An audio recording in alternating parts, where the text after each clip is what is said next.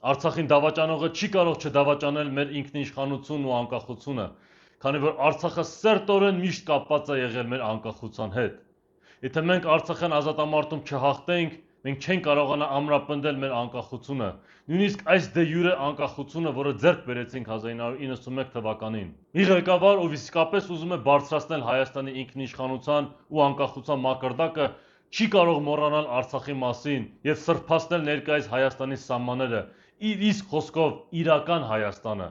Քանի որ ներկայիս 29800 քառակուսի կիլոմետր սահմանը, որն ունենք այսօր, գծված է եղել 1921 թվականին Մոսկվայի եւ Կարսի ռուս-թուրք սիոնիստական պայմանագրով։ Այս սահմանը այսքան փոքր ու հատուկ է այսպես գծված, որպեսզի մենք հայերս չկարողանանք լիարժեք անկախ լինել։ Ճիշտ է, Արցախը 90-ականներին ազատագրելով մեզ համար ճանապարհ բացեցինք ոչնչացնելու 100 տարի առաջ մեր թշնամիների կողմից կնքված պայմանագիրը, բայց ցավոք այն կիսատ մնաց, որովհետև Հայաստանում գործող ռուսական գործականների պատճառով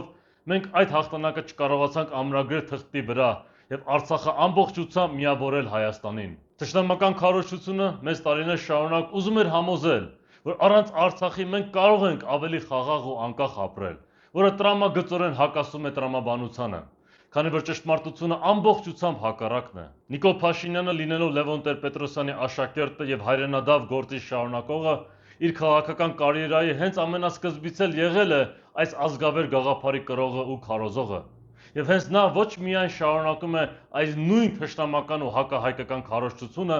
այլև դարձրել է այն մեր պետության քաղաքական օրակարգը։ Հազար անգամ ավելի հավանական է, որ նման մարդը իր ծոծրակը կարողանա տեսնել, քան բարձրացնել մեր ինքնիշխանության ու անկախության մակարդակը։ Նման բաներ ասելով Փաշինյանը մեզ ցույց է տալիս, որ մենք ապրում ենք ոչ թե իր ասած խաղաղության, այլ խելագարության դարաշրջանում։